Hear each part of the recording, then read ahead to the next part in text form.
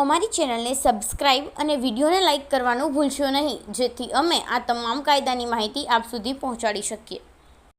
કલમ 65 અમુક કેસોમાં બળાત્કારની શિક્ષા. 1. જો કોઈ વ્યક્તિ 16 વર્ષથી નાની ઉંમરની સ્ત્રી ઉપર બળાત્કાર કરે, તેને 20 વર્ષથી ઓછી નહીં તેવી પરંતુ આજીવન કેદ એટલે તેના બાકી રહેલા કુદરતી આયુષ્ય સુધી લંબાવી શકાય તેવી સખત કેદની શિક્ષા કરવામાં આવશે અને દંડને પણ પાત્ર થશે. પરંતુ આવો દંડ ભોગ બનનાર તબીબી ખર્ચ અને પુનર્વસન માટે ન્યાયી અને વ્યાજબી હોવો જોઈએ. વધુમાં આ કલમ હેઠળ લાદવામાં આવેલ કોઈપણ દંડ ભોગ બનનારને ચૂકવવામાં આવશે. 2.